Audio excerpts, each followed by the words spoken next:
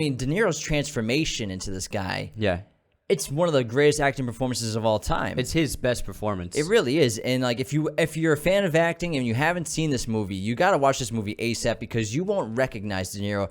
Yes, they do have some like they have a fake nose on him, and they curled his hair, some prosthetics, yeah. but still, you won't even think you're watching De Niro because I've never seen someone embody a role so well as him in this movie. Maybe a few other characters. He's so terrifying, even when he's not saying anything. Just a glare that he gives someone.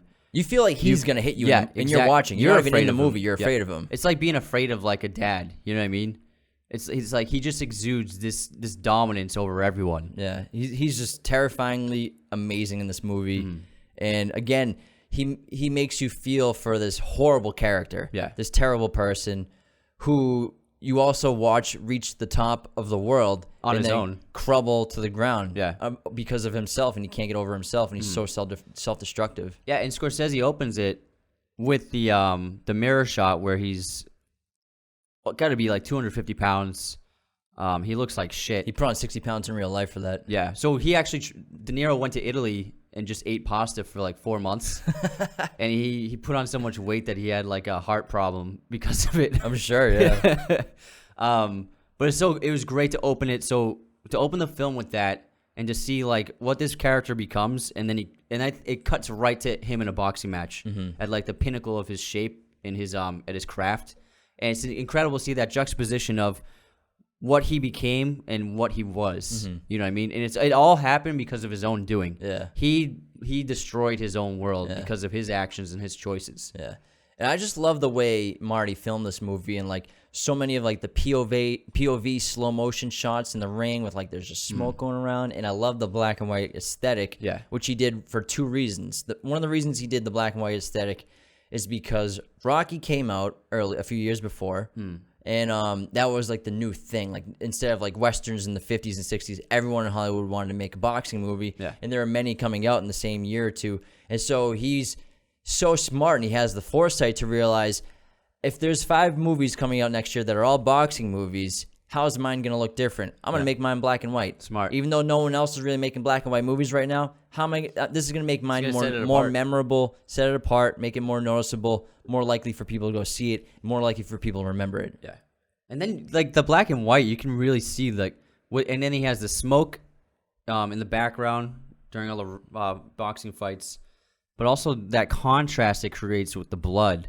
Like the blood on people's faces, the blackness of the blood. It's so dark, and it's really prevalent because it is black and white.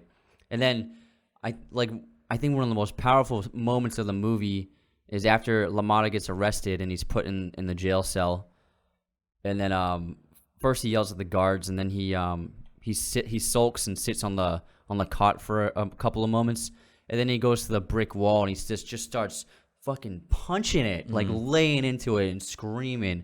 And it was him just like getting out everything inside of him. Because all he knows how to do is to fight, and fighting was his way of getting his aggression out, violence. So then he just does what he does best, is just like let it out on that wall. And just to see De Niro just slamming his fists into that brick wall was unbelievable. Yeah. It was such a powerful scene. Yeah. And then he breaks down crying.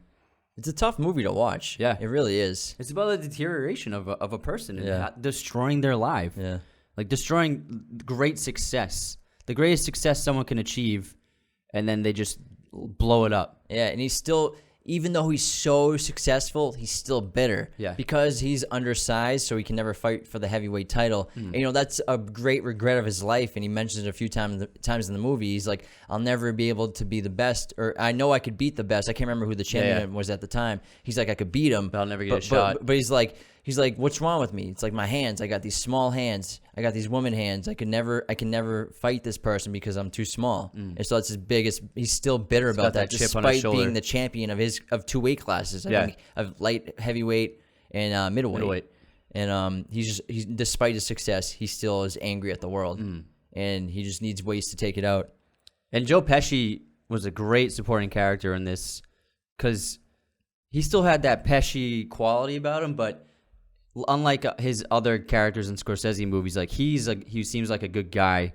He's always trying to do right by his family and trying to steer his brother in the right direction, even though he hardly listens to him. Mm-hmm. And he kind of is like he tries to be a dad to him.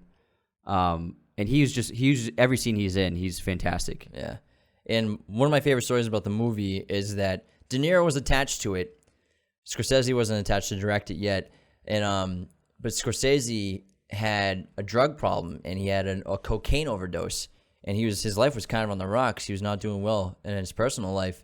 And De Niro convinced him after like asking him multiple times to direct the movie to help get his life back on track, help to give him direction, ironically, as a director. and Scorsese says that De Niro making him do Raging Bull saved his life and saved him from addiction and got him up from the hole that he was in the bottomless pit. And so you can tell, like, he put everything into it. Yeah, and you can tell he probably reflects a lot with the story of LaMotta and what he went through and what he did to people. And he how saw a lot of himself in that character. So I'm sure that he felt really emotional towards it. And you can tell it's probably like the most passion he's put into a project, it looks like on screen. I think it's apparent for sure, just watching 5 minutes of it.